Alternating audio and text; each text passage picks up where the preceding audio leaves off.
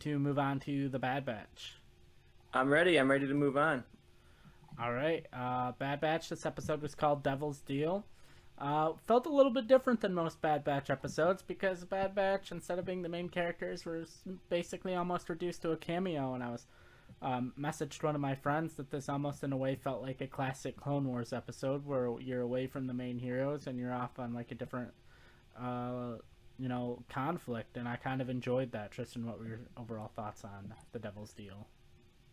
Yeah, I liked it a lot. I wasn't quite sure how I would feel at first for the first couple minutes when I first realized, like, oh, we're not going to get a lot of Bad Batch this week. That's a choice. But I liked it because I have mentioned in the previous episodes of this show that I really want to get more of what it's like under the Empire and what the day to day kind of life is like for a citizen who is now having this huge regime change from the Republic to the Empire, and this gave us exactly that. It's like, what is this planet who was loyal to the Republic and was a Republic planet that is now having to adjust to the Empire? What is that like? And of course, we see it through the eyes of characters that we know. But I do think it was a good choice to put the Bad Batch to the side and just give us this sort of like boots on the ground civilian kind of look at the world for an episode. Yeah, and it, also showed us some characters we know. You have Orn Freyta, who was main, he played a part in the prequels. He wasn't a main character or anything, but he was around during the prequels. And then obviously Cham Syndulla, who was from in a number of arcs in the Clone Wars, and then had a part in Rebels. Because we also saw Hera and Chopper, two very much main characters in the TV show Star Wars Rebels, who I was not expecting to see in this show. I think I might have, when I knew we were going to Ryloth, I'm like, oh, maybe we'll get like a small Hera cameo, same way we got a kind of a Kanan cameo in the first episode. Was not Mm-hmm. expecting her to be a main character of an episode, but I definitely enjoyed it. Yeah, I was happy with it too. Like you said, I was like, oh, maybe Hera's gonna be like maybe a supporting character for an episode, like to the ways that like Cut's kids were in his episode. That was what I was expecting. Like, oh, be a Cham Syndulla episode maybe, and then Hera will be like there. But yeah, she was the main character essentially of the episode, and I liked it a lot. Yeah, Uh, I love Star Wars Rebels, so any chance for me to get more time with the characters of Star Wars Rebels, I was happy with. Of course, I'd like to get us a chance where we're actually meeting new characters and learning about new characters. I think this could have been an opportunity to do that. Like, we don't need to have it be Hera; it could be anyone. And if we're spending the whole yeah, episode getting to know them, like, we don't need to already know who they are. But that's, I mean, I don't know. That's not. It just seems like what the show is going for at this point. Like, I can complain about cameos every week if I wanted to, but it just seems like that's kind of what they're leaning into, especially in mm, season one at least. yep, yeah. Yeah, I definitely think there's a lot of it was weird because like Rebels was kind of the opposite, or it was pretty much new characters, and then they introduced characters in season two. So I'm kind of curious how the show's going to move forward because it's going to get to a point where they've like burned out like all of the people that can return. Like at this point, like who else can return on this show that would make sense in the Star Wars canon? Yeah, I don't want them to get so far beyond where it's like, oh, look, there's Luke Skywalker at in Tatooine, and you Yeah. just have like, oh, hi, my name's Luke, and that kind of stuff. I think you want to keep it within at least a realm of believability of people who would work with Yeah. the Bad Batch, people who would be there in that era. But yeah, they're running out of names here.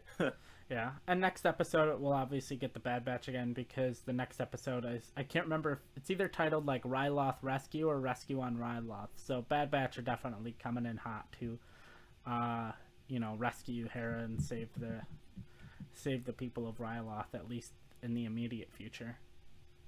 I like this format almost of like you get one episode where you meet the problem and meet the characters that they're helping, and then the Mm, next episode is about the Bad Batch coming in yeah, to kind of like save the people. yeah. And there's a theory going around that Sid is kind of secretly working for uh, at least a pocket of the rebellion because she keeps sending them on jobs, and for whatever reason, all these jobs they happen to be fighting the Empire, or at least working against the Empire, working for people who are working against the Empire. So, what are your thoughts on that? That we might get a reveal later on that Sid is maybe, working partially for like Jan Dodonna or Bail Organa or one of the members of the rebellion. I like it. I think that would be a cool reveal. I think Sid was a character where I assumed like, oh, this is like a one episode character, and she stuck around and stuck Mm. around, and growing on me. So I'd like to see it if she could play it to the plot and what her role is going forward. Because now, like last week, we got outside of the Sid's place and kind of left, So like their debts are paid off, so could leave whatever they wanted to, and so the plot no longer has an excuse to keep her around. So I'm wondering what her role is going to be, and I like that a lot. If she's a member of the rebellion, it's a perfect way to bring it in. Even if she's not a member of the rebellion, maybe she's just, oh, I'm a criminal. The Empire's kind of like making my business hurt, so I would rather have it be a different regime. And she's not necessarily all in on like the morals of the rebellion, but she's all in on taking down the Empire. And I think that could be kind of a good theme. Yeah. Especially early on in the rebellion, it wasn't necessarily all like, oh, we got to take down the Empire. A lot of it was like, oh, these Yeah. new oppressive forces are really bad, or oh, it might benefit my criminal organization or this and that to take down the Empire. Yeah. And speaking of characters and kind of any reveals, one of the characters that interests me a lot, especially with the themes and everything of the episode, is the clone Hauser, who at this point we're kind of led to believe that all of the clones who still have their chips are programmed to basically serve the Empire, and they've all kind of lost their individual identity. They all started wearing their helmets again, and they had clean armor that wasn't painted. And then we meet Hauser, who doesn't wear his helmet a whole lot, doesn't go by his designation, goes by the name Hauser, and still has painted armor. And there, I think it was Rex who said in Rebels or something that there were some clones that were kind of able to resist Order 66. And so I'm kind of thinking, especially with the name Hauser, which is also Arnold Schwarzenegger's name or character's name in Total Recall, and his character was a member that was basically programmed to join the rebellion, to destroy the rebellion, but ultimately ended up like leading and working for the rebellion. So I kind of wonder if that's kind of a little hint at what Hauser's character or his role is going to be, at least for the meanwhile in the show. Of essentially, like, he's a member of the Empire, so he's supposed to fight against the rebellion, but because of his ability to resist his ship, he's actually maybe not going to join the rebellion, but going to be able to help them and serve them. Yeah, I like that theory a lot. I think it'd be nice to get that eyes onto, especially if he becomes like a reoccurring character. We see a few more scenes with him in it. It could be nice to have that eyes into the Empire, and when he has scenes between him and Rampart and a couple of other characters, he could be like the voice of the audience reason, I guess, within those scenes. You could see him kind of starting to be like, hey, maybe this Empire stuff is wrong. We're not supposed to be doing it like this, kind of like he did this week already.